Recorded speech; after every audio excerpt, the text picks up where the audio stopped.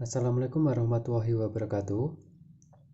Pada kesempatan kali ini saya akan membuat tutorial bagaimana cara melakukan uji validitas dan uji reliabilitas dengan menggunakan aplikasi SPSS. Untuk yang pertama yang perlu kita siapkan yaitu tabulasi data.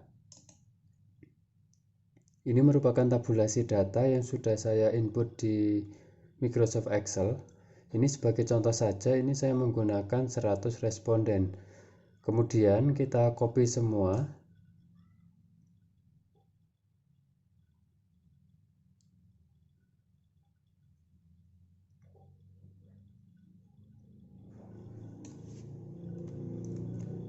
Setelah kita copy, selanjutnya kita buka aplikasi SPSS-nya. Selanjutnya kita paste di sini. Baik, setelah muncul seperti ini, bisa kita lihat untuk di bagian atas ini, untuk keterangannya masih var 001, var 002, dan di belakang angka ini masih ada 0,00, 8,00, 7,00. Maka kita rubah terlebih dahulu, tujuannya agar nanti bisa mempermudah kita dalam melakukan pengujiannya. Caranya yaitu dengan kita klik variable view di bagian bawah ini, kemudian di bagian name ini var-nya kita ubah dengan P1 atau pernyataan 1, kemudian P2, P3, P4, P5, dan yang paling bawah ini saya ganti menjadi total. Kemudian di bagian desimal ini kita nolkan semua.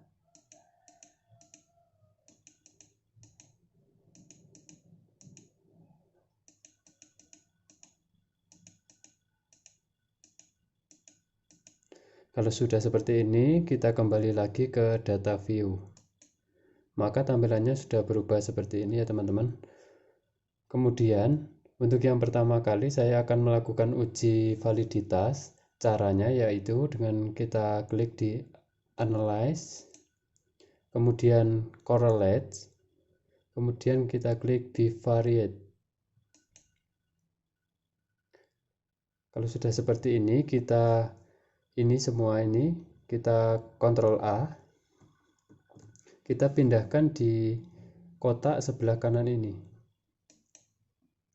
Baik, kalau sudah seperti ini bagian correlation coefficient persennya kita checklist, kemudian ini flag significant correlationnya juga kita checklist, kemudian kita klik OK. Maka akan muncul tampilan seperti ini. Untuk mengetahui apakah pernyataan-pernyataan ini dinyatakan valid atau tidak, kita bisa lihat catatan terlebih dahulu, catatannya. Ini untuk menurut Imam Ghazali, jika dalam uji validitas R hitung lebih besar dari R tabel, maka butir pertanyaan atau indikator tersebut dinyatakan valid. Bisa kita lihat di sini untuk R hitungnya ini P1, kita lihat di pojok paling kanan ini di percent correlation, pojok paling atas. Ini hasilnya 0,824, kemudian P2-nya 0,823. Kita bandingkan dengan R tabel. Kita buka R tabelnya terlebih dahulu. Ini untuk R tabelnya rumusnya DF sama dengan N-2. N di sini jumlah responden yang saya pakai tadi sejumlah 100. 100 kemudian dikurangi 2 berarti 98. Kita cari tabel di angka 98. Ini 98. Saya menggunakan taraf signifikan 5%, berarti berada di tabel nomor 2, kolom nomor 2. Ini R tabelnya 0,1966. Selanjutnya kita bandingkan dengan R hitungnya yang telah kita uji tadi. Ini kita ingat untuk validitas, suatu data dinyatakan valid apabila R hitungnya lebih besar dari R tabel. Ini bisa kita lihat untuk R hitungnya P1 0,824 ini lebih besar dari R hitung 0,1966, berarti valid. Kemudian P2 0,823 lebih besar dari 0,1966, ini juga valid. Kemudian P3-nya percent correlation-nya 0,808, ini juga lebih besar dari 0,1966. Kemudian P4-nya 0,769, ini lebih besar dari 0,1966, ini juga valid. P5-nya 0,721, lebih besar dari 0,1966, ini juga valid. Berarti data pernyataan-pernyataan ini bisa dinyatakan valid.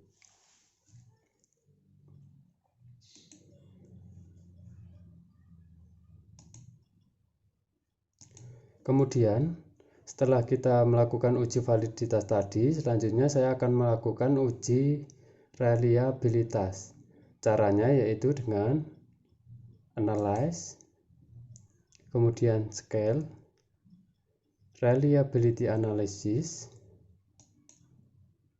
Kemudian ini kita pindahkan lagi ke kotak sebelah kanan ini. Untuk kali ini totalnya kita tidak diikutkan, cuma pernyataannya saja. Ini kita pindah di sebelah kanan.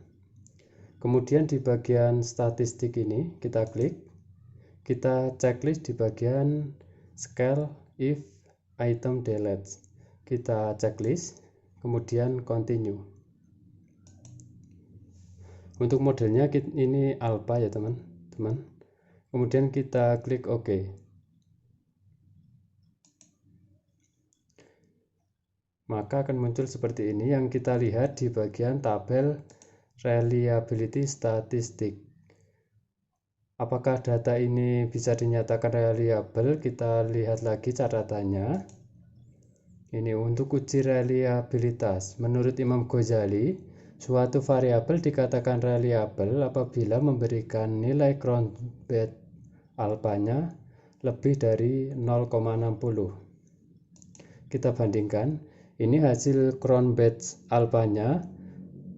Untuk hasil ini 0,836. Berarti ini lebih besar dari 0,60.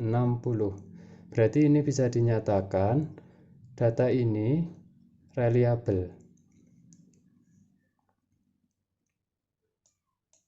Mungkin cukup sekian video dari saya. Semoga bisa bermanfaat bagi kalian semua. Kurang lebihnya saya mohon maaf. Wassalamualaikum warahmatullahi wabarakatuh.